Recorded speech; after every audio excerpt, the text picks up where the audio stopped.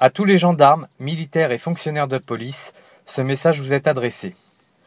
Dès l'institutionnalisation de vos corps respectifs à la fin du XVIIIe siècle, la mission qui vous a été confiée a toujours été de garantir le droit à la sûreté de tous les Français, tel que prévu par l'article 2 de la Déclaration des droits de l'homme et du citoyen de 1789, faisant partie intégrante de notre bloc de constitutionnalité.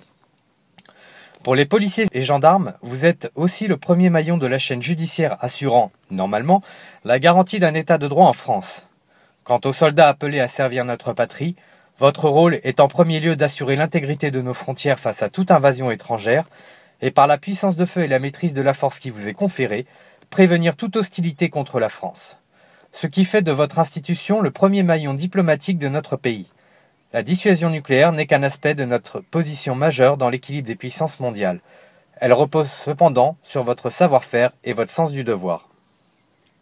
Si les militaires ne peuvent manifester, les policiers ne sont pas soumis à cette contrainte juridique. En avril et en septembre 2017, je suis ainsi venu vous voir sur vos lieux de manifestation pour discuter avec vous, et ce fut l'occasion de conserver quelques contacts avec quelques policiers parfaitement conscients des enjeux généraux qui sous-tendent à la qualité de votre travail. Je suis bien conscient que votre ras-le-bol ne concerne pas uniquement des problèmes matériels, pécuniaires ou d'organisation du temps de service, mais aussi le sentiment que votre rôle consiste désormais à gérer une délinquance et une criminalité devenue endémique, là où en Suisse ou dans bien d'autres pays du monde, un policier ou un gendarme aura plus rarement l'occasion d'avoir à recourir à la force. Sa mission sera davantage plus préventive, voire sociale dans le bon sens du terme, simplement parce que les conditions de paix publique et du respect de l'autorité de l'État sont établies dans l'environnement général de la société dans laquelle il est partie prenante. Si je prends l'exemple de la Suisse pour vous parler, c'est afin que vous vous projetiez très concrètement vers des considérations politiques, démocratiques et économiques pouvant devenir des revendications légitimes permettant de bâtir une véritable politique de sécurité publique. Pourquoi y a-t-il une paix sociale préservée en Suisse depuis plus de 4 siècles ? Premier point, et celui-ci est non négligeable. La Suisse est un État démocratique, ce que n'est en rien la France. Il est possible pour tout citoyen suisse, cela au moyen d'une pétition en ce sens, de soumettre une question politique sur n'importe quel sujet au référendum d'initiative populaire. Cela, qu'importe ce que pense le gouvernement suisse du moment. Je pense que tous ceux qui officient dans un corps de CRS ou de gendarmerie mobile ne peuvent que comprendre qu'il y aurait bien moins de manifestations à superviser si notre peuple tout entier disposait du droit de légiférer, ainsi qu'investir et défaire sa représentation politique à son propre profit. Lorsque l'on surmobilise vos effectifs sur de la contestation populaire plutôt que là où votre formation spécialement dédiée à la gestion du rapport de force serait réellement utile pour garantir le sentiment de sécurité des Français, il va de soi qu'il faille vous interroger en tant que citoyen sur les solutions politiques permettant de prévenir et de circonscrire l'usage de la force à un minimum sociétal incompressible. On ne peut considérer une réelle politique de sécurité intérieure sans réflexion sociale et politique sur ce qui prévient la criminalité en général et ce qui lui oppose une contrainte ferme de l'État en dernier ressort. La démocratie est indéniablement une revendication qui doit être vôtre, car à n'en pas douter, elle sera bénéfique pour résorber par avance bien des conflits entre le peuple et le gouvernement. La Suisse a aussi la particularité d'être indépendante à tout point de vue. Elle n'est ni dans l'euro ni même dans l'UE, elle n'est pas membre de l'OTAN, et le peuple suisse est ainsi totalement souverain sur ses politiques publiques, tant à l'intérieur qu'à l'extérieur de ses frontières. D'ailleurs, une autre vertu des Suisses, chez qui vous remarquerez qu'il n'y a eu aucun attentat islamiste, est la neutralité diplomatique. Lorsque les Américains, Anglais, Allemands et Français aboient contre un pays dans le monde au travers d'une véritable propagande de guerre afin de légitimer le financement du terrorisme et des ingérences sur des affaires intérieures d'un État tiers, nos amis helvétiques maintiennent de cordiales, voire d'excellentes relations avec le reste du monde. Une part du droit international s'est écrit et se fait respecter en Suisse, comme par exemple les conventions de Genève, qui ne connaissent aucun droit d'ingérence, mais seulement des crimes contre l'humanité. Notre pays est en revanche gouverné par des roquets, qui au nom de valeurs prétendument républicaines, dont elles ont le signifiant avantage d'être flexibles au prorata du cynisme de ceux qui s'englosent, passent leur temps à nous mettre à dos l'ensemble des peuples du monde avec qui nous pourrions avoir de bonnes relations. Les crimes contre l'humanité de Nicolas Sarkozy commis en Libye et le financement du terrorisme opéré en Syrie par François Hollande ont produit quelles conséquences ? Flux migratoires en provenance de la Corne de l'Afrique, intensifiés avec le trafic humain organisé par les djihadistes en Libye et promu par les violons politico-médiatiques pour nous faire passer la pilule de l'ouverture totale de nos frontières à ces migrants illégaux. Non sans cupide des malveillantes ambitions de certains milieux affairistes évidemment. Sidération d'une communauté maghrébo-musulmane française sur nos incessantes guerres au Moyen-Orient et en Afrique, sans que jamais un seul magistrat ou député alertent nos concitoyens sur l'illicité constitutionnelle et pénale de tels agissements. Rappelons que le sentiment identitaire des musulmans s'incarne dans la Oumma, sorte de fraternité religieuse et internationale dans cette communauté de croyance. Comment une partie de la population française peut donner du sens à des politiques de guerre contre des pays musulmans, alors que ces derniers ne nous agressent nullement?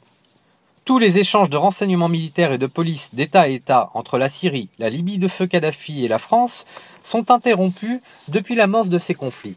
Je ne crois pas nécessaire de signifier à des gens qui ont l'habitude de récolter du renseignement et investiguer à partir de ceci que faire un lien entre des attentats que nous n'avons pas pu empêcher en France et l'interruption de flux de renseignements utiles entre services n'est peut-être pas sans pertinence. Plus encore lorsque l'on sait que bon nombre de djihadistes sont passés par la Syrie et que ces fous sont aisément manipulables par d'autres acteurs qui peuvent tout à fait être étatiques. Gestion des fameux djihadistes sur le retour en France. Et devinez qui seront les premiers acteurs à devoir subir ces difficultés et ces risques en France, si ce n'est les femmes et les hommes qui officient dans les institutions régaliennes de l'État. L'indépendance nationale, que ce soit sur les frontières, les infrastructures et équipements, la monnaie, le commerce et la diplomatie, vise à garantir l'intérêt général dont la sûreté des Français fait indéniablement partie. Les Suisses ont toujours dédouané une politique de régulation des flux migratoires, comme de capitaux et de marchandises. Outre que cela favorise le plein emploi et des salaires élevés, les contrôles aux frontières garantissent à cette nation de se prémunir par avance et sur le temps long de tout ce que vous avez à gérer au quotidien, que ce soit dans des ghettos, des bidonvilles ou des zones de transit frontalier. La police et l'armée, dépositaires du monopole de la violence légitime de l'État, sont le dernier rempart du peuple français face à tous les arbitraires. Sur vos seuls uniformes repose le principe d'une nation en armes pour résister à toutes les formes d'oppression.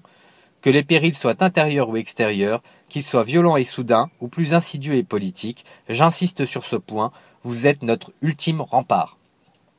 Si demain le peuple défait par la rue l'oligarchie qui viole sans cesse nos intérêts fondamentaux et notre Constitution, les responsabilités sur celles et ceux d'entre vous qui seront mobilisés seront écrasantes lorsque pour la première fois, un ministre ou un premier ministre donnera un ordre de tir contre une foule en colère au préfet.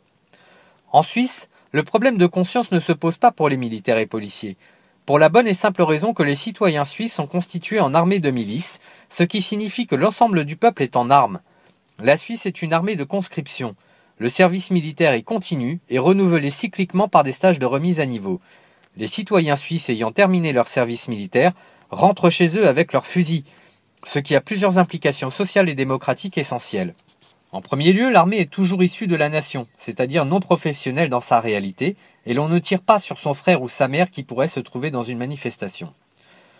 Le sentiment patriotique sans être exacerbé ou chauviniste reste maintenu dans la population. Or, le patriotisme est le ferment de l'unité d'un peuple, et tout politicien craint un peuple unifié lorsqu'il s'agit de violer ses intérêts fondamentaux. Les politiciens suisses, pas forcément meilleurs que les nôtres, sont cependant plus vigilants à ne pas heurter de plein fouet la constitution et les acquis sociaux de leur peuple. Une prudence qui n'existe pas chez les salopards arrogants qui sont au pouvoir depuis trop longtemps désormais en France. Si notre peuple était intégralement armé et disposait du référendum révocatoire, notre oligarchie ferait-elle preuve d'autant d'impudence à notre égard? Les policiers et militaires de métier en Suisse savent que leurs concitoyens savent manier aussi bien qu'eux les armes et connaissent bien leurs droits en général.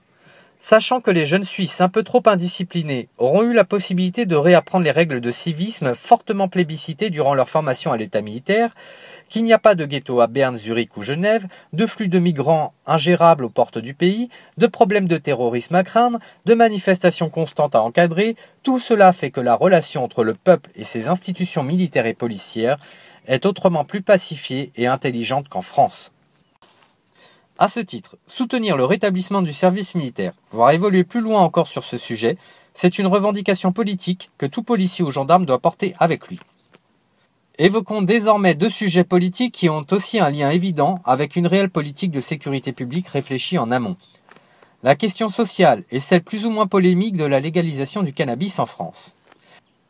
Déjà si avant, j'évoquais le fait que de la permanence de notre indépendance nationale découle la capacité pour l'État de hisser la société vers le plein emploi. Le peuple se doit d'être souverain sur ses rapports de commerce avec le reste du monde. Il doit aussi l'être sur l'émission, la ventilation et le taux de change de sa monnaie, ainsi que le contrôle public de ses industries les plus stratégiques. Nous devons avoir la maîtrise totale de notre politique agricole pour garantir notre indépendance alimentaire en toutes circonstances. C'est par la fiscalité douanière aux frontières, les taux de change et la planification industrielle selon des enjeux d'avenir qu'il convient d'anticiper pour l'État que l'on pose les conditions préalables à l'essor de l'activité économique d'un pays.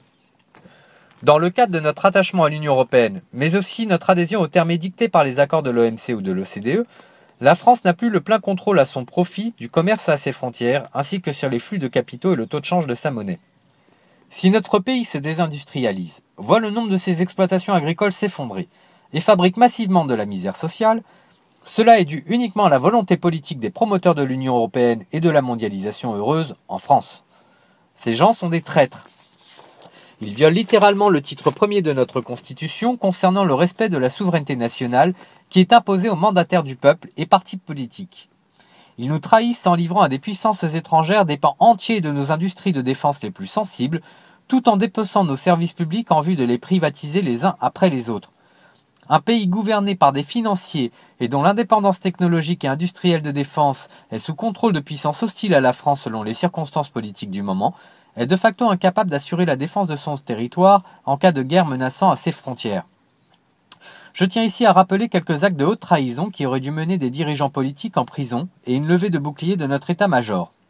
En 1997, prise de contrôle sur Matra, fabricant français de missiles par l'allemand DASA et le britannique British Aerospace. En 2000, prise de contrôle de Thermodyn, fabricant de turbines de propulsion de sous-marins nucléaires d'attaque français par l'américain General Electric. En 2001, fermeture de la manufacture d'armes de Saint-Étienne qui fabriquait le fusil d'assaut des militaires français après le rachat de Giat Industries qui deviendra Dexter quelques années plus tard. Giat Industries se défaussera aussi de son usine de fabrication de munitions du FAMAS au Mans au début des années 2000. La France dépend actuellement de fournisseurs étrangers pour ses propres munitions de combat. En 2015, prise de contrôle de Nexter, industrie spécialisée dans les technologies militaires en France, par l'armurier allemand Krauss-Maffei-Wegmann, cela avec le consentement de François Hollande et de son ministre des Finances de l'époque, Emmanuel Macron. La même année, la branche énergie d'Alstom qui construit les turbines de nos sous-marins lanceurs d'engins nucléaires est cédée à General Electric avec la complicité d'Emmanuel Macron et de François Hollande. En 2018, l'ex-constructeur de navires et sous-marins militaires français DCNS renommé Naval Group a vocation, selon Bruno Le Maire et Florence Parly, à devenir, je cite, un Airbus de la marine où le secret défense français sur nos technologies militaires sera pleinement partagé par les États italiens, allemands, anglais ou américains. J'interroge chacun des soldats français qui peuvent écouter mon message, quel que soit leur grade au sein de la Grande Muette. Si la France devait être un jour embarquée dans une guerre contre l'Allemagne ou toute autre puissance étrangère, comme cela s'est déjà déroulé à plusieurs reprises par le passé, demanderions-nous à l'ennemi d'avoir l'obligeance de nous ravitailler en munitions, armes et pièces de rechange afin de pouvoir maintenir notre résistance militaire contre lui. J'affirme ici haut et fort que la livraison de pans entiers de notre indépendance industrielle sur nos technologies de défense constitue un crime de haute trahison de la part des responsables politiques signant les décrets et les traités rédigés en ce sens. Je rappelle à ce titre que l'article 411.3 du Code pénal sur la trahison dispose que le fait de livrer à une puissance étrangère, à une entreprise ou une organisation étrangère ou sous contrôle étranger ou à leurs agents, des matériels, constructions, équipements, installations, appareils affectés à la défense nationale est puni de 30 ans de détention criminelle.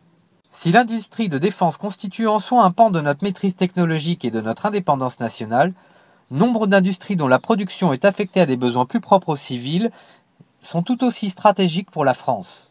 Qu'elles portent sur l'énergie, les télécommunications, le textile, les machines-outils automobiles, l'électronique, l'agroalimentaire et que sais-je encore, toutes permettent à notre peuple de ne dépendre que de lui-même pour satisfaire à ses besoins. Lorsqu'une usine ferme parce qu'elle est délocalisée à l'étranger ou parce que ses coûts de production sont plus élevés que ceux existant ailleurs dans le monde, c'est outre un savoir-faire perdu des centaines, voire des milliers de gens qui viennent gonfler les chiffres du chômage. La misère est la mère de toutes les aliénations sociales, que ce soit par les ravages de la dépression, l'alcoolisme, la drogue ou les désordres familiaux favorisant la délinquance de jeunes n'ayant plus de repères d'autorité au sein de leur foyer. La conséquence sociale de la fermeture d'une usine, ce sont les gendarmes et policiers qui l'assumeront parmi les premiers sur le long terme. En 2017, il a été relevé dans vos propres procédures plus de 223 000 atteintes aux personnes, c'est-à-dire des violences, pas simplement de petits larcins ne causant aucun traumatisme particulier. C'est un chiffre évidemment sous-évalué, puisque la majorité des victimes de violences ne déposent pas nécessairement une plainte. Il est tout à fait pertinent de supposer qu'en vérité, c'est plus d'1 million de nos concitoyens qui ont été victimes d'agressions dans des ghettos de nos grandes agglomérations, ou encore dans les écoles, collèges, lycées et transports en commun. Notre société est extrêmement violente, et cela est une volonté politique manifeste de nos mandataires, cela afin que le désordre qui en découle maintienne l'attention des Français sur leurs problèmes quotidiens, plutôt que sur les trahisons et affaires de corruption de nos dirigeants politiques. Une société reste bien plus aisée à contrôler pour les puissants, dès lors que cette dernière est divisée et soumise à toutes les déprédations sociales, forgeant le foyer des guerres civiles futures. Le bien-être social s'obtient non seulement par une politique économique qui soit favorable à l'intérêt national, mais aussi par des régulations migratoires drastiques, une justice ferme et efficace, une politique d'urbanisme qui va à l'inverse de la ghettoisation d'un pays, et une éducation par l'école, les médias et la conscription à une certaine dose de civisme entre les citoyens. Les policiers et gendarmes ne peuvent s'affranchir d'une réflexion à spectre large sur la question de la sûreté publique, et vous me pardonnerez cette fois-ci d'ajouter à cette logique une thématique plus polémique. Au début du siècle dernier, le cannabis était considéré comme une plante médicinale, ce qui est toujours le cas aujourd'hui du fait que ses principes actifs ont des effets reconnus contre la sclérose en plaques, certains cancers, l'insomnie et d'autres pathologies encore. À l'égal de l'alcool et du tabac, son usage est désormais purement récréatif, non sans excès il est vrai par une large partie de la population. Si l'on considère que le corps n'appartient à personne d'autre qu'aux citoyens, alors la pénalisation de la consommation de drogues diverses et variées n'a pas lieu d'être, dès lors que celle-ci n'est pas associée à des comportements dangereux et antisociaux constatés. Reste donc la question de la vente de tels produits. Si l'alcool et le tabac sont librement vendus dans des commerces parfaitement légaux, cela fait des décennies que le choix de nos mandataires politiques reste concentré sur la prohibition, quand bien même cela alimente de facto un marché noir et l'établissement d'une mafia dans les quartiers sensibles, qui avec le produit de sa vente, versera dans des trafics autrement plus dangereux comme celui des armes et des drogues dures. Si le cannabis était légalisé, cela signifie qu'il y aurait une filière de production et de distribution qui serait mise en place par le gouvernement, avec des contrôles sanitaires sur la qualité des produits vendus, des taxes permettant d'abonder les caisses de sécurité sociale, et une politique de prévention des dérives comme celle existant pour l'alcool. Plus encore, cela aurait un effet non négligeable sur la sécurité publique, puisque nombre de petits dealers actuels verraient leurs clients originels se détourner d'eux pour leur préférer la sérénité d'un marché devenu légal et contrôlé. Ainsi, les revendeurs qui agissent dans des quartiers difficiles seraient soumis à un choix simple: continuer leur activité de façon légale et se détacher de toutes les activités criminelles concomitantes pour assurer leur tranquillité à l'égard des pouvoirs publics, ou maintenir leurs trafics illégaux par défiance à une autorité politique qui leur proposerait pourtant une porte de sortie à la délinquance. Pour les policiers, gendarmes et magistrats, cela signifierait de toute façon une réduction sensible des procédures sur de telles affaires de trafic et plus de latitude pour concentrer leurs efforts contre les violences et les trafics d'armes et de drogues dures, entre autres. La question morale est sans intérêt dans cette réflexion, ou alors il s'agit de ne pas être hypocrite en considérant que si l'alcool et le tabac peuvent être vendus librement, il n'y aurait donc pas moins d'immoralité à rendre légale la vente de cannabis. Cette hypocrisie politique nourrit parmi bien d'autres agissements de nos mandataires la défiance d'une bonne part de notre jeunesse qui comprend parfaitement que nos politiciens ne cherchent pas à pacifier la société et résoudre avec pragmatisme ses problèmes, mais au contraire veillent à maintenir le charbon ardent de nos contradictions, notamment pour que vos services soient sans cesse occupés à gérer cette petite délinquance, plutôt que réellement assurer des missions garantissant notre sécurité à tous sur l'espace public. Je ne puis que vous encourager à débattre de la question dans vos commissariats et brigades de gendarmerie. Je souhaite conclure mon message par un appel à votre sentiment de devoir envers la nation. Je vous l'ai dit plus haut, nos mandataires nous trahissent, que ce soit par la livraison d'industries de défense à des intérêts étrangers, que ce soit par des guerres illégales menées notamment en Libye ou encore par le financement du terrorisme en Syrie dont messieurs Hollande, Fabius Le Drian et Emmanuel Macron se sont rendus complices. De tels crimes ne peuvent rester impunis, et il est hors de question de laisser notre pays entre les mains de véritables psychopathes qui, outre vouloir démolir la France en tant qu'État-nation, subventionnent le terrorisme et fomentent des agressions militaires totalement illégales au regard de notre Constitution, du Code pénal et du droit international, au point d'exacerber des tensions avec des puissances nucléaires telles que la Russie. L'intégrité de notre territoire et des personnes est menacée en France, plus seulement par les couteaux des terroristes jouissant des facilités octroyées par nos dirigeants politiques, mais carrément par l'état de guerre ouverte avec la Russie, qui pourrait bien concourir à la destruction totale de villes comme Paris, Lyon ou Marseille dans le futur, cela sous un feu nucléaire que semble appeler de ses vœux Emmanuel Macron. Les usurpateurs qui siègent au gouvernement et à l'Élysée ont été sponsorisés par des intérêts prédateurs et étrangers. Et j'insiste encore, ces gens nous entraînent à la guerre.